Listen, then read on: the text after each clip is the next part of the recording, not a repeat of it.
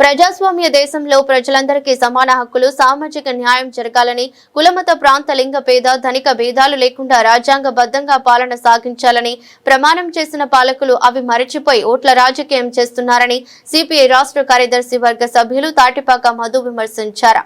శుక్రవారం ఉదయం స్థానిక Gokavaram bus stand doctor BR Ambedkar విగ్రహం వద్ద సిపిఐ తూర్పు గోదావరి జిల్లా సమితి ఆధ్వర్యంలో సామాజిక న్యాయ దినోత్సవం సందర్భంగా సంపద పంపిణీలో సామాజిక న్యాయం జరగాలని కోరుతూ పార్టీ శ్రేణులు ఎస్సీ సంఘాలు ప్రతిజ్ఞ చేశారు.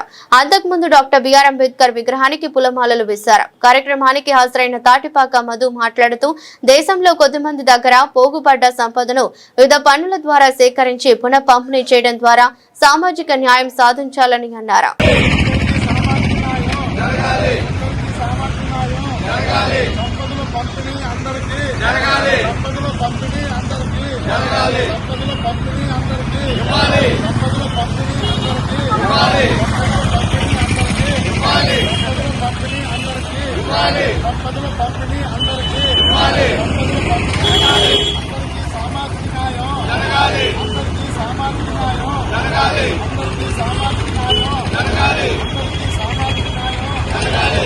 అంతర్జాతీయ సామాజిక న్యాయ దినోత్సవం సందర్భంగా సిపిఐ పార్టీ రాష్ట్ర సమితి ఇచ్చిన పిలుపు మేరకు ఈరోజు సామాజిక న్యాయం కొరకు అమలు చేయాలనుకునే ప్రభుత్వాన్ని డిమాండ్ చేస్తూ మాకున్న హక్కుల్ని, సామాన్యుడుకున్న హక్కుల్ని కల్పించాలని చెప్పి డిమాండ్ చేస్తూ ఈరోజు ఇక్కడ నిరసన కార్యక్రమం చేపట్టాం.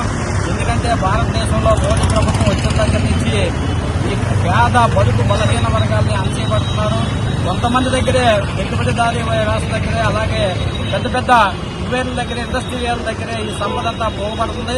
ఆ సంపదను అందరినీ తీసి గవర్నమెంట్ ట్యాక్సుల ద్వారా వచ్చిన డబ్బుని వసూలు చేసి పేద బడుగు బలహీన వర్గాలకి సమానంగా పంచాలని, భారత రాజ్యాంగం మనకు కల్పించిన హక్కులు అందరికీ సమానంగా ఉండాలని మేము గట్టిగా డిమాండ్ చేస్తా ఉన్నాం.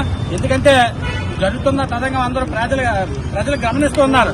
పేద ప్రజలు అట్టడుగునున్నవాడు అట్టడుగునే ఉండిపోతున్నాడు.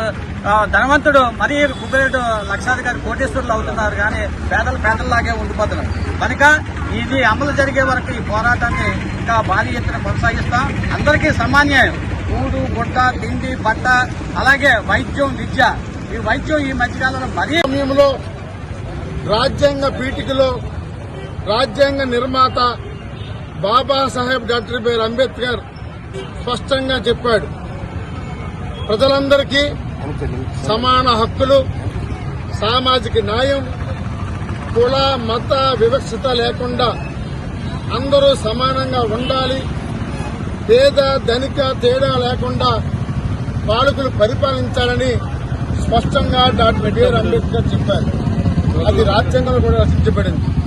అంతేకాకుండా ఆయన ఒక మాట చెప్పాడు, అట్టడుగు వర్గాలకు సామాజిక న్యాయం దక్కినప్పుడే ఆ దేశం అభివృద్ధి చెందుతుందని చెప్పాడు. కానీ నేడు నిజంగా సామాజిక న్యాయం ఉందా? అట్టడి వర్గాలు ఎలా ఉన్నారో మనకు తెలియదా?